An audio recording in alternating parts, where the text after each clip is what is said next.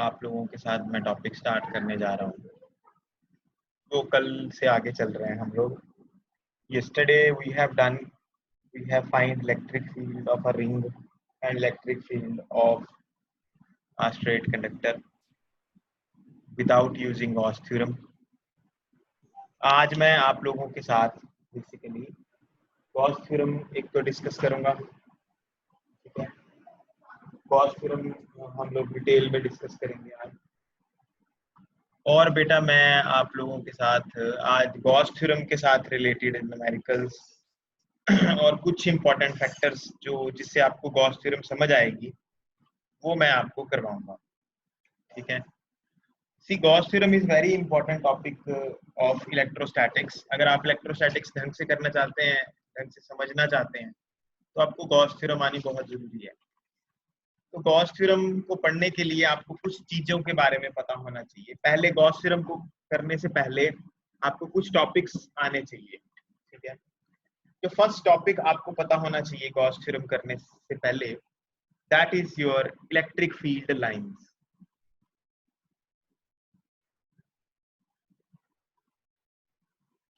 सबसे पहले तो हमें इलेक्ट्रिक फील्ड लाइंस के बारे में पता होना चाहिए, क्या होती हैं इलेक्ट्रिक फील्ड लाइंस। दूसरा टॉपिक बेटा आपको क्या पता होना चाहिए, आपको पता होना चाहिए एरिया वेक्टर, यानी एरिया वेक्टर का कॉन्सेप्ट आपको अच्छे से समझ आना चाहिए, इलेक्ट्रिक फील्ड लाइंस अच्छे से समझ आनी चाहिए। थर्ड कंसेप्ट आपको आना चाहिए इलेक्ट्रिक फ्लक्स। ये तीन फैक्टर्स पहले आपको अच्छे से आने चाहिए तो आपको गॉस थ्योरम। फोर्थ और मेजर जो मेन हमने आज का टॉपिक है हमारा, that is your Gauss theorem. Gauss theorem आपको तो आएगी अगर आपको ये तीनों फैक्टर अच्छे से याद होंगे, अच्छे से समझ आएंगे ये तीनों फैक्टर्स, तो आपको गॉस थ्योरम समझ आएगी। सबसे पहले बात तो ये पता होनी चाहिए आपको, ठीक है। तो मैंने आप लोगों के लिए एक छोटी सी पीपीटी बनाई है या लाया हूं मैं, उसको मैं आज आप लोगों के साथ डिस्कस करूंगा। सबसे पहले आपको कुछ चीजें बताऊंगा उसमें से, ठीक है।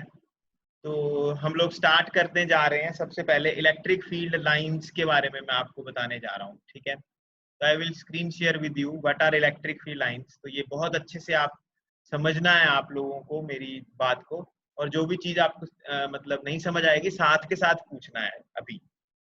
तो आप देख सकते हैं बेटा अभी आपकी स्क्रीन पे ये ब्लू कलर का पेज आ गया है। This is electric field lines के बारे में यहाँ दिया हुआ है, देख सकते हैं आप।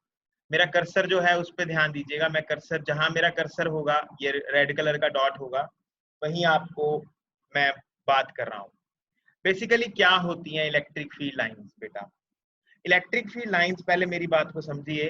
इलेक्ट्रिक फील्ड लाइंस बेसिकली ना स्ट्रेट लाइंस होती हैं या कर्व्ड लाइंस होती हैं, ठीक है, जो इलेक्ट्रिक फील्ड की को रिप्रेजेंट करती हैं कॉपी पे। जैसे मैं आपको कहूँ इलेक्ट्रिक फील्ड कैसा दिख रहा है बेटा, इलेक्ट्रिक फील्ड कैसा होता है, दिखने में कैसा होता है इलेक्ट्रिक फील्ड, तो वो आपको एक तरह से विजुलाइज करती हैं। इलेक्ट्रिक फील्ड लाइंस आपको बताती हैं कि इस तरह का फील्ड हो सकता है।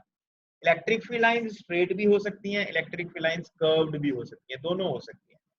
तो what are electric field lines. Electric field lines को हम इलेक्ट्रिक लाइंस ऑफ फोर्सेस भी बोलते हैं। तो an electric line of force is an imaginary straight और कर्व्ड पाथ। ये स्ट्रेट भी हो सकती है, कर्व्ड भी हो सकती है, along which a unit positive charge is supposed to move when free to do so in an electric field. इस लाइन को समझने के लिए आपको कॉपी पे ध्यान देना पड़ेगा। मेरी कॉपी पे ध्यान दीजिए। देखिए बेटा इलेक्ट्रिक फील्ड लाइंस क्या होती हैं समझिए। यहाँ पे मान लो एक चार्ज पड़ा है Q, क्या पड़ा हुआ है, एक चार्ज पड़ा है, और मैं यहाँ पे एक टेस्ट चार्ज, कोई भी टेस्ट चार्ज Q नॉट रख देता हूँ इसके पास। तो ये चार्ज इसको क्या करेगा, रिपेल करेगा। तो जिस पाथ पे ये चार्ज जाएगा, अगर आप यहाँ रख देते हो तो इधर रिपेल करेगा, अगर आप यहाँ रख देते हो तो इधर रिपेल करेगा, अगर आप यहाँ रख देते हो तो इधर रिपेल करेगा, अगर यहाँ रख देते हो तो इधर रिपेल करेगा, इधर करेगा, इधर करेगा, अगर यहाँ रख देते हो इस चार्ज को, यानी जैसे आप चार्ज को रखते हो तो ये बड़ा चार्ज इसको रिपेल कर रहा है। जिस पाथ पे ये बड़ा चार्ज छोटा चार्ज चल रहा है उस पाथ को इस चार्ज की इलेक्ट्रिक फील्ड लाइंस बोलते हैं। यानी ये इसका इलेक्ट्रिक फील्ड इस तरह से दिखेगा आपको, इसको बोलते हैं स्फेरिकली सिमेट्रिकल। देखिए स्फेरिकली सिमेट्रिकल, ये देखिए,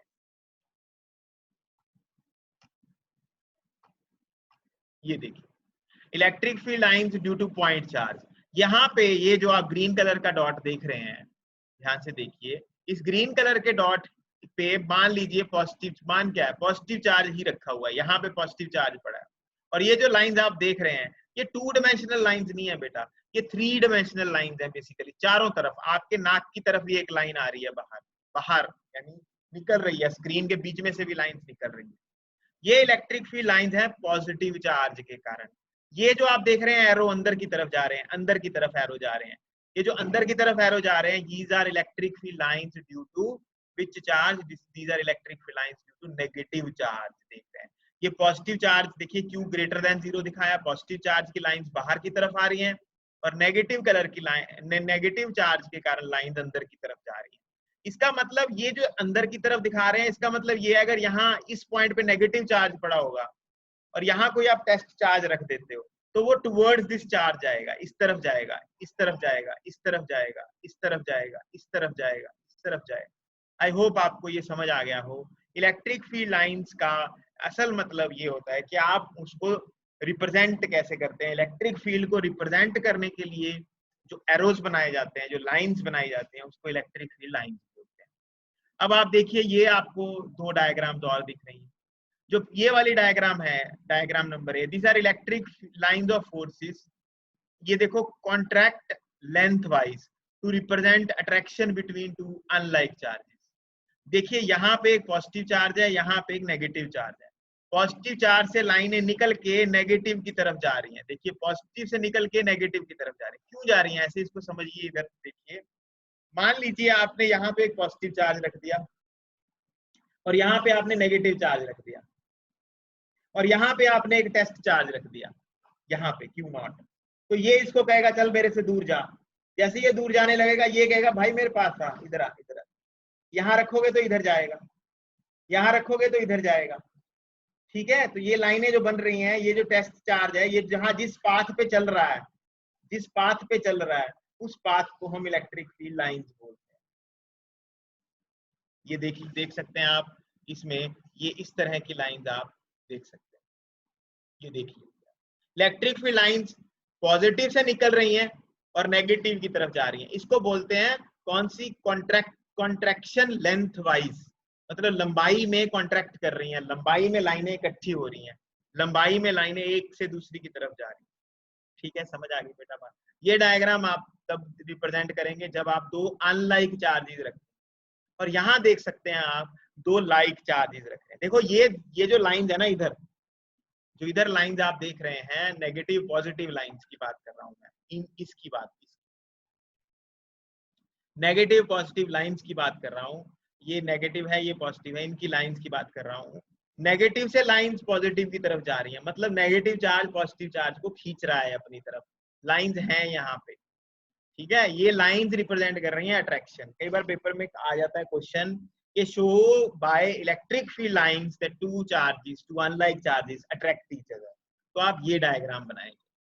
ठीक है, इधर आ जाइए, ये देखिए आप यहाँ पे ये लाइंस पुश कर रही हैं एक दूसरे को, पॉजिटिव पॉजिटिव चार्ज एक दूसरे की लाइंस एक दूसरे को पुश कर रही हैं। देखिए ये लाइन इधर से चली, इधर चली गई, ये इधर चली गई, यहाँ पे खाली है, यहाँ खाली का मतलब इन्होंने एक दूसरे को पुश कर दिया, यहाँ कोई भी लाइन नहीं है। याद कीजिए 2 पॉजिटिव चार्ज, बीच में आपने एक चार्ज रखा था जिसपे कोई फोर्स नहीं लग रही थी। क्वेश्चन है एक, 2 चार्जेस जिसके सेंटर में आपने एक चार्ज रख दिया तो उसपे क्या, कोई फोर्स नहीं लग रही, यानी जितना फोर्स ये इस तरफ लगा रहा है उतना ये दूसरी तरफ लगा रहा है, फोर्स ऑपोजिट फोर्स लग रही है। तो यहाँ पे आप कह सकते हैं कि कोई लाइंस नहीं है। इसको बोलते हैं electric field, electric lines of forces exert lateral pressure. ये एक दूसरे पे प्रेशर डाल रही हैं लाइंस, एक दूसरे पे लेटरियली प्रेशर डाल रही हैं एक दूसरे पे। इसको बोलते हैं बेटा रिपल्शन शो करना। ये रिपल्शन शो हो रही है लाइंस के द्वारा। तो अगर आपको पेपर में रिपल्शन शो होने के बारे में आ जाए तो आप कैसे करेंगे, आप इस तरह से करेंगे, और अगर अट्रैक्शन आ जाए तो आप दूसरी तरह से करेंगे। तो ये बेटा ध्यान रखिएगा इस चीज को, रिपल्शन और अट्रैक्शन के कॉन्सेप्ट को, ये बाय इलेक्ट्रिक फील्ड लाइंस आप बता सकते हैं। नेक्स्ट कॉन्सेप्ट आप कह सकते हैं इलेक्ट्रिक फील्ड लाइंस की कुछ प्रॉपर्टीज है बेटा जो आपको आनी चाहिए। देखो जो ये ऊपर आप डायग्राम देख रहे हैं यहाँ पे, ठीक है, ये वाली डायग्राम, ये इसमें आप देखिए पॉजिटिव चार्ज से नेगेटिव चार्ज की तरफ लाइन जा रही है। ये जो लाइंस हैं आप ध्यान से अगर देखेंगे तो ये लाइंस इक्वली स्पेस्ड हैं, इनके बीच में स्पेसिंग एक जैसी है, दोनों के बीच एक जैसी स्पेसिंग। ये यूनिफॉर्म इलेक्ट्रिक फील्ड को रिप्रेजेंट कर रही है। किसको रिप्रेजेंट कर रही है? यूनिफॉर्म इलेक्ट्रिक फील्ड को रिप्रेजेंट कर रही है। तो फर्स्ट पॉइंट क्या है? Electric lines of forces are imaginary lines. ये इमेजिनरी होती है लाइंस, लाइंस दिखती सिर्फ दिखती तो है नहीं हमें, इलेक्ट्रिक फील्ड रखोगे तो लाइन थोड़ा दिखेगी, ये तो हम ड्रॉ करते हैं। लेकिन इलेक्ट्रिक फील्ड होता है, इलेक्ट्रिक फील्ड पक्का है, इमेजिनरी नहीं होता इलेक्ट्रिक फील्ड। हाँ लाइंस आप कह सकते हो। Unit positive charge placed in electric field tends to follow the path along the line और इट इज फ्री। यानी अगर आप यहाँ पे कोई पॉजिटिव चार्ज रख दोगे, जैसे मैंने आपको डायग्राम में भी बताया कॉपी में, पॉजिटिव चार्ज रख दोगे तो वो मूव करेगा लाइन, ठीक है। तीसरी बात ये, चौथी जो पढ़ लेना, ये तो कुछ नहीं है, एलिमिनेट करती है पॉजिटिव, मतलब पॉजिटिव से निकलती है लाइनें और नेगेटिव की तरफ जाती है। ये मेन पॉइंट है, ये वाला पॉइंट, ये डायग्राम आप देख रहे हैं। मान लो ये इलेक्ट्रिक फील्ड लाइन ऐसे मुड़ रही हैं और आपको मैं पी पॉइंट पे इलेक्ट्रिक फील्ड की डायरेक्शन पूछ लेता हूँ, तो अब वहां टेंजेंट ड्रॉ करेंगे। जो टेंजेंट होगी, टेंजेंट जो आप ड्रॉ कर रहे हैं वो इलेक्ट्रिक फील्ड की डायरेक्शन इंडिकेट करता है। और कभी भी दो electric field lines, yellow colour में आप देख रहे हैं, दो इलेक्ट्रिक फील्ड लाइंस आपस में क्रॉस नहीं करती। क्यों नहीं करती? क्योंकि ये इसलिए नहीं करती बेटा, देखो मान लो दो इलेक्ट्रिक फील्ड लाइंस अगर क्रॉस कर रही हैं, इसका क्या मतलब है कि अगर जो आपने यहाँ पे टेस्ट चार्ज रखा हुआ है ना, वो बेचारा इधर भी जा रहा है मैथ की ट्यूशन पे, वो इधर भी जा रहा है केमिस्ट्री की ट्यूशन पे, मैथ की ट्यूशन और केमिस्ट्री की ट्यूशन पे एक ही टाइम पे जा रहा है, अलग अलग डायरेक्शंस में। Is it possible? ये कभी नहीं हो सकता। एक चार्ज एक डायरेक्शन ही चलेगा। आप या तो अपने घर से, आजकल तो चलो कहीं भी नहीं जा पा रहे आप, या तो आप अपने घर से मतलब मैथ्स की ट्यूशन की तरफ जाएंगे, या मान लो अलग अलग डायरेक्शंस में, ठीक है, या आप क्या करेंगे, अपने अपने घर से दूसरी ट्यूशन पे जाएंगे, मतलब एक डायरेक्शन ही पकड़ेंगे आप, एक टाइम पे एक जगह पे हो सकते हैं, आप एक खास डायरेक्शन इंडिकेट कर सकते हैं। तो ये भी इलेक्ट्रिक फील्ड लाइंस की प्रॉपर्टीज हैं। इलेक्ट्रिक फील्ड लाइंस जो होती है ना बेटा, वो कभी भी क्रॉस नहीं करती आपस में, they never cut each other. Cut और इंटरसेक्ट बोलो, they never intersect between each other, ठीक है। आई होप आपको ये लाइंस के बारे में पता लग गया होगा। एसएल अरोड़ा में से इसको पढ़ो बेटा, ठीक है।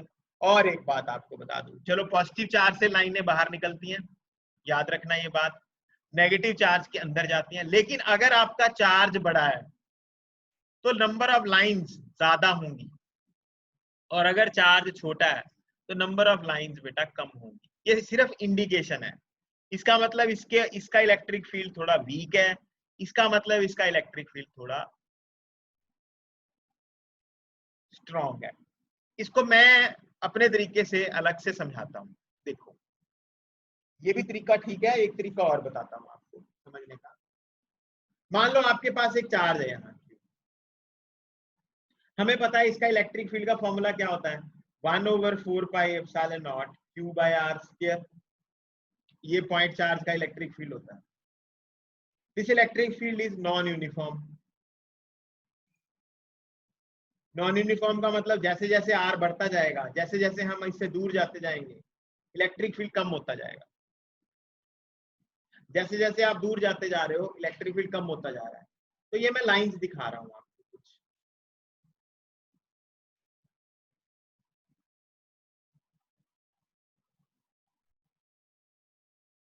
ये इलेक्ट्रिक फील्ड लाइंस है, इससे निकल रही हैं, जो बाहर निकल रही हैं।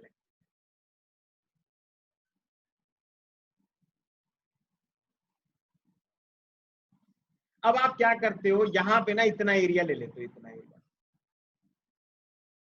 और एग्जैक्टली सेम एरिया आप यहाँ भी ड्रॉ करते हो, सेम एरिया सेम ड्रॉ करो। तो आप देखो यहां से लाइन जो निकल रही है ना,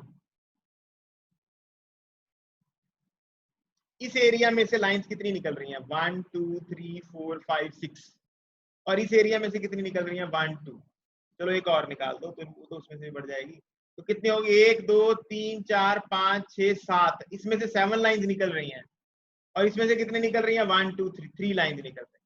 तो यहाँ इलेक्ट्रिक फील्ड ज्यादा होगा, यहाँ इलेक्ट्रिक फील्ड कम होगा। यानी जितनी लाइन ज्यादा पास करेंगी किसी एरिया में से, ठीक है, किसी रीजन में से, वहां इलेक्ट्रिक फील्ड ज्यादा होगा। जहां लाइंस कम पास करेंगी वहां इलेक्ट्रिक फील्ड क्या होगा, कम होगा। इसको आप ऐसे भी समझ सकते हो, जैसे अगर ऐसे आ रही है लाइन, देखो ऐसे कॉन्ट्रैक्ट कर रही है, अगर लाइंस कॉन्ट्रैक्ट कर रही है कहीं पे इकट्ठी हो रही हैं, तो यहाँ अगर इलेक्ट्रिक फील्ड E1 है, इस पॉइंट पे इलेक्ट्रिक फील्ड E2 है, तो E1 is greater than E2।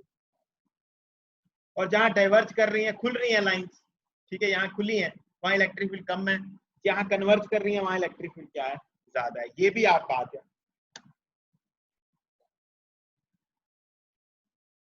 इसको भी बहुत ध्यान से सुन लो, समझ लो, ठीक है जी। और एक बात मैं आपको बता दूं, अभी फॉर द टाइमिंग आप एक बात याद रख लीजिए, मान लो ये आपका कोई आर्बिट्रेरी कंडक्टर है, ये इसकी बात कर रहा हूं, पुट्ठा सीधा सा कंडक्टर है, इस कंडक्टर में से देख लाइनें बाहर निकलेंगी, इलेक्ट्रिक फील्ड के कारण बाहर निकलेंगी। हमेशा याद रखो, electric field lines are always perpendicular to conductor. Conductor को हमेशा परपेंडिकुलर होंगी लाइंस, क्यों होगी आई विल टेल यू, अभी रुक जाओ, ठीक है। जैसे ही मैं कैपेसिटेंस स्टार्ट करूंगा मैं ये बात आपको बताऊंगा, इसलिए मैंने पहले दूसरे ग्रुप्स को भी नहीं ये बात बताई। इलेक्ट्रिक फील्ड लाइंस कंडक्टर को हमेशा परपेंडिकुलरली लीव करती हैं, एंटर भी परपेंडिकुलरली करती हैं, लीव भी परपेंडिकुलरली करती हैं। अब इसको ना थोड़ा समझो कि सर ये तो पुट्ठा सीधा कंडक्टर है, हम परपेंडिकुलर कैसे ड्रॉ करेंगे किसी कंडक्टर पे। देखो ये आपका पुट्ठा सीधा सा कोई कंडक्टर है, मान लो ये आर्बिट्रेरी कंडक्टर है, पॉजिटिव चार्ज आपने लगा दिया है, तो मैं आपको पूछूं कि इलेक्ट्रिक फील्ड लाइंस कैसे लीव करेंगी इस कंडक्टर को, क्या ऐसे लीव कर सकती हैं इलेक्ट्रिक फील्ड लाइंस इसको? आपका आंसर होगा नहीं सर। हमेशा आप क्या करिए, सबसे पहले टेंजेंट ड्रॉ करिए, जिस पॉइंट पे इलेक्ट्रिक फील्ड ड्रॉ बनाना चाहते हैं ना वहां टेंजेंट ड्रॉ करिए, टेंजेंट को परपेंडिकुलर जो होगा वो सरफेस को परपेंडिकुलर होता है। मान लो आप इस जगह पे इलेक्ट्रिक फील्ड लाइन ड्रॉ करना चाहते हैं, तो आप क्या करेंगे, इसके ऊपर एक टेंजेंट आएंगे, टेंजेंट के ऊपर परपेंडिकुलर ड्रॉ करेंगे, this is electric field lines. हमेशा इलेक्ट्रिक फील्ड लाइंस कंडक्टर के सरफेस को क्या होती हैं, परपेंडिकुलर होती हैं, ये भी बात आपको याद रखनी। आई होप आपको ये भी समझ आ गया होगा, सारी बात समझ आ गई होगी। तो बेटा इलेक्ट्रिक फील्ड लाइंस की बहुत सारी प्रॉपर्टीज हैं, कुछ कुछ हम मैंने आपको बता दी हैं, कुछ कुछ आपको जैसे जैसे आगे बढ़ता जाऊंगा बताता जाऊंगा आपको इलेक्ट्रिक फील्ड लाइंस की क्या क्या प्रॉपर्टीज हैं, ठीक है। लेकिन आप एक बात का ख्याल रखिएगा कि जो मैं बता रहा हूँ ये चीजें आपको आनी चाहिए, पता होना चाहिए कि सर ने ये बात हमें बता रखी है, ठीक है। बस बाकी और आप अभी नहीं पढ़ना आपने, और कोई भी लाइन आपने अभी नहीं पढ़नी, ठीक है। तो इलेक्ट्रिक फील्ड लाइंस जो है उनकी इतनी प्रॉपर्टीज आपने अभी पढ़नी है, आगे जैसे जैसे हम कैपेसिटेंस पढ़ेंगे कुछ हम इलेक्ट्रिक लाइंस और फोर्सेस की प्रॉपर्टी तब पढ़ेंगे, अभी आप इतनी प्रॉपर्टीज याद रखें। यानी हमारा फर्स्ट टॉपिक आपने पढ़ लिया कि इलेक्ट्रिक फील्ड लाइंस क्या होती हैं। इलेक्ट्रिक फील्ड लाइंस जो होती हैं बेटा, ये आपका फर्स्ट टॉपिक था, इलेक्ट्रिक फील्ड लाइंस क्या होती हैं। इलेक्ट्रिक फील्ड लाइंस के बारे में मैं आपको बता रहा था। तो इलेक्ट्रिक फील्ड लाइंस बेटा इलेक्ट्रिक फील्ड को रिप्रेजेंट करने वाली लाइंस, ये आपको अच्छे से पता होना चाहिए। इलेक्ट्रिक फील्ड लाइंस की प्रॉपर्टीज आपको आनी चाहिए, आज आप बुक में से इलेक्ट्रिक फील्ड लाइंस की प्रॉपर्टीज को पढ़ लीजिएगा, ठीक है। एक मिनट बेटा, मेरे को एक मिनट दे दो, मैं आपको बताता हूँ।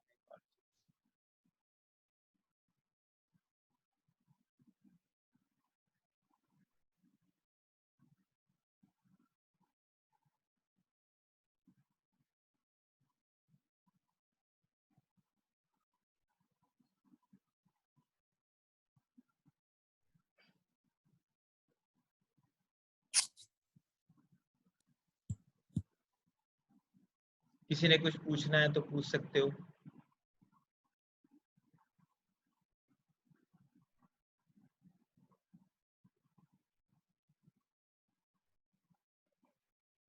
सर जी मैं दोनों पॉजिटिव चार्ज रखे जी, जो मैंने दोनों नेगेटिव रख दिए, फिर ये देखो ना, नेगेटिव, दोनों नेगेटिव रख दोगे तब भी सेम रहेगी बेटा लाइंस, बस जैसे, वेरी गुड क्वेश्चन। देखो वैसे ये जो आप मैंने आपको क्वेश्चन कहा है, देखो यहाँ पे आ जाओ स्क्रीन पे, देखो जैसे ये आप देख रहे हैं दो पॉजिटिव चार्ज हैं, तो ये लाइंस ऐसे निकल रही है ना बाहर को, बाहर की तरफ जा रही है ना, देख रहे हो आप तुषार जी? अपनी हाँ आवाज, जी। मधुर आवाज में आए। ये आप देख रहे हैं हाँ लाइंस जी। बाहर जा रही है, जा रही है, ये देखो लाइंस बाहर दिख रही है आपको जाती। हाँ जी सर। डायग्राम यही बनानी है उसमें, लेकिन ये एरो जो बाहर की तरफ है ना, ये एरो आप किधर लेके जाएंगे, अंदर की तरफ शो करेंगे अगर ये दोनों नेगेटिव चार्ज। ओके। जैसे डायग्राम एग्जैक्टली सेम बनेगी, बस ये लाइन जो आप बाहर दिखा रहे हैं ये लाइन सारी अंदर की तरफ शो होंगी, एरो अंदर को होगा, ठीक है बाकी सर। डायग्राम में कोई फर्क नहीं आएगा। Okay sir. ओके जी, तो ये मैंने आपको बता दिया इलेक्ट्रिक फील्ड लाइंस के बारे में। अब सभी बच्चे ध्यान देंगे, एरिया वेक्टर की तरफ अब हम जाने लगे हैं, ठीक है। एरिया वेक्टर एसएल अरोड़ा में आप इलेक्ट्रिक फील्ड लाइंस को पढ़ेंगे आज, ठीक है। एसएल अरोड़ा में इलेक्ट्रिक फील्ड लाइंस के बारे में बताया हुआ है, अच्छे से उसको पढ़ो, ठीक है। आज मैं आप लोगों के साथ स्टार्ट करने जा रहा हूँ एरिया वेक्टर। अब एरिया वेक्टर क्या होता है इसको समझने के लिए आप ये डायग्राम देखिए। देखो बेटा, सभी बच्चे देख रहे हैं डायग्राम, इस डायग्राम की बात कर रहा हूं।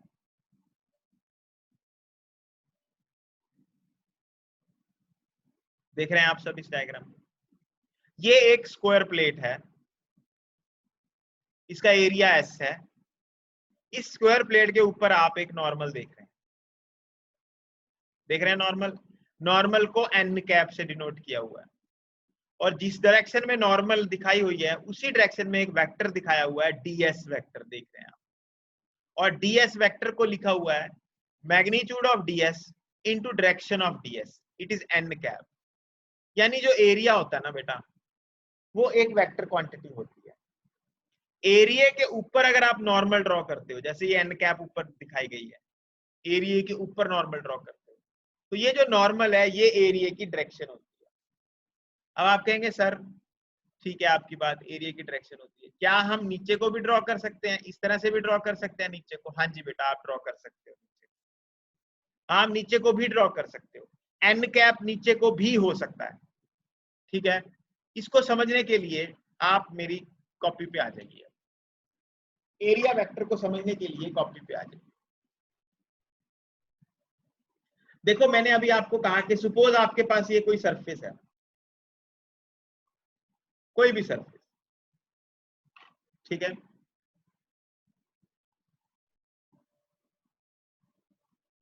इस सरफेस के ऊपर मैं ये नॉर्मल ड्रॉ कर देता हूं,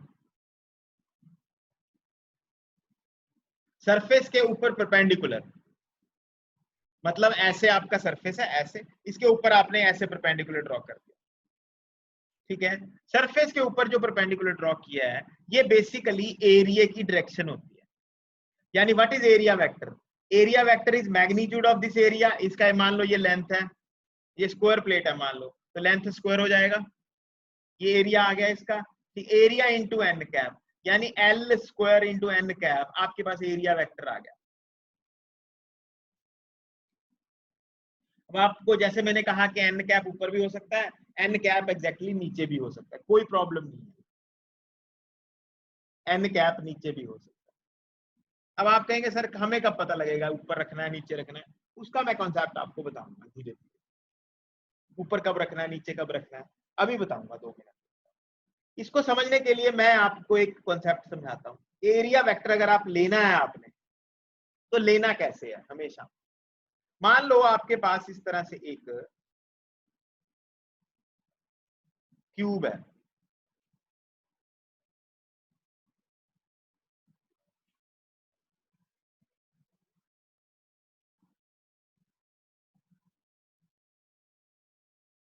ये क्यूब है, ये थोड़ा काट दिया मैंने, इतना क्यूब है। अगर मैं कहूं इस एरिया, ये इस तरफ वाला एरिया, जो ये वाला एरिया है, इसका एरिया इधर निकल रहा है बाहर एन कैप। अगर मैंने क्लोज्ड ऑब्जेक्ट का एक पोर्शन का एरिया बाहर दिखाया है ना, तो आपको सभी एरियाज बाहर दिखाने हैं।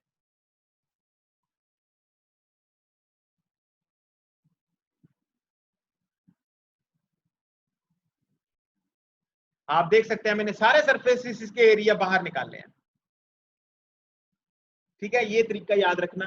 दूसरा, अगर मैंने फिर से क्यूब बनाया इस तरह से,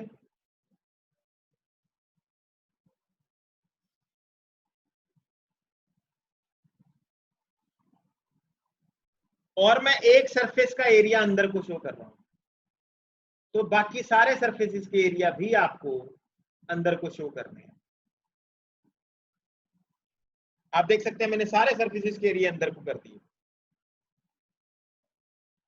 याद रखना बेटा ये बात, ये कॉन्सेप्ट है, अगर सारे एरिया या तो सारे एरियाज अंदर होंगे, एरिया वेक्टर अंदर की तरफ होगा, या एरिया वेक्टर बाहर की तरफ होगा। ये मैं आपको याद कराने के लिए मैंने लास्ट टाइम भी मेथड बताया था। उस मेथड का नाम था कि गुब्बारा ले लो आप, मान लो गुब्बारे के ऊपर हैप्पी बर्थडे लिखा हुआ है, आप उसको फैलाते हो। जैसे जैसे आप गुब्बारा फैलाओगे तो गुब्बारा बाहर की तरफ जाएगा और हैप्पी बर्थडे का साइज भी बढ़ता जाएगा। मतलब एरिया का साइज बढ़ रहा है, एरिया का साइज बढ़ रहा है अगर वो बाहर की तरफ जा रहा है, ये याद रखना बस। एरिया का साइज बढ़ रहा है अगर वो बाहर की तरफ जा रहा है, एरिया का साइज कम हो रहा है अगर अंदर की तरफ आ रहा है। अगर हवा निकालोगे तो अंदर की तरफ जाएगा। ये एरिया की डायरेक्शन याद रखना बेटा। अब अगर मैं तुम्हें कहूं इसी तरीके, इसी क्वेश्चन को इस तरह से पूछूं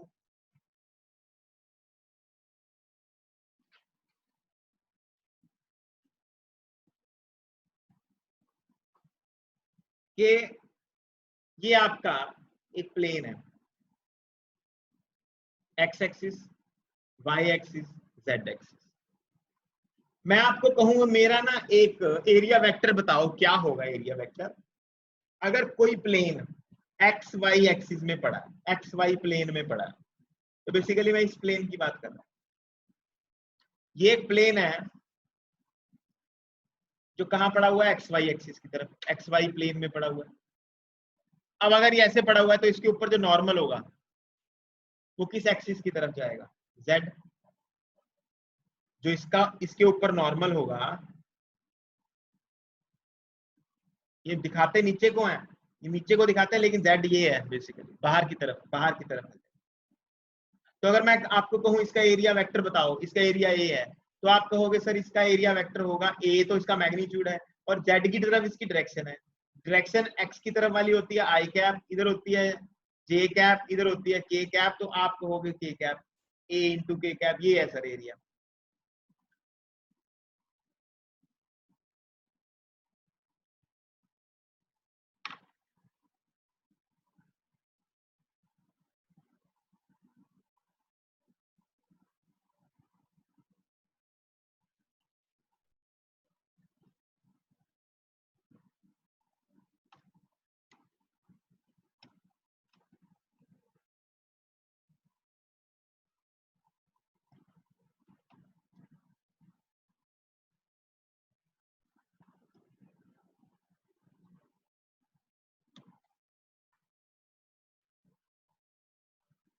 अब दूसरा क्वेश्चन आ गया कि अगर मैं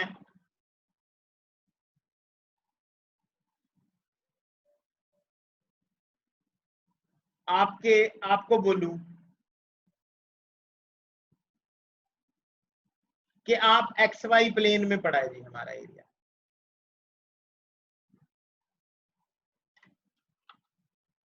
तो अब इसको ऊपर नॉर्मल ड्रॉ करोगे आप, तो आप देख सकते हैं नॉर्मल किसकी तरफ जा रही है, वाई एक्स की वाई की तरफ जा रही है। तो इसका एरिया अगर ए है तो एरिया वेक्टर क्या होगा, A into J cap. I hope आपको बेटा समझ आ गया होगा कैसे एरिया वेक्टर लेना है, एक प्लेन में अगर पड़ा हुआ तो उसको कैसे लेना है, आपको पता लग गया होगा। तो ये आप एरिया वेक्टर भी सीख गए। तो आप दोनों चीजें सीख गए हैं, एरिया वेक्टर भी सीख गए हैं और आप इलेक्ट्रिक लाइंस ऑफ फोर्सेस भी सीख गए। इन दोनों में अगर आप कोई सवाल पूछना चाहते हैं तो आप पूछ सकते हैं बेटा अभी। काइंडली आस्क क्वेश्चन अगर आपने पूछना है,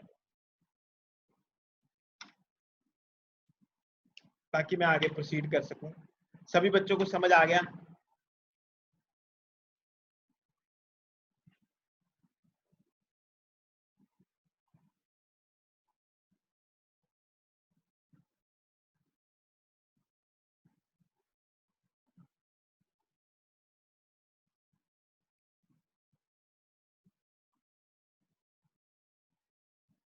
ठीक है बेटा। तो अब हम नेक्स्ट हमारा टॉपिक करने जा रहे हैं। इसके लिए बेटा आपको दोबारा से जो मीटिंग है उसको ज्वाइन करना पड़ेगा, क्योंकि टाइम खत्म हो गया मीटिंग का। तो मैं आपको इनविटेशन सेंड करता हूँ व्हाट्सएप पे, दोबारा आप दोबारा आ जाइए।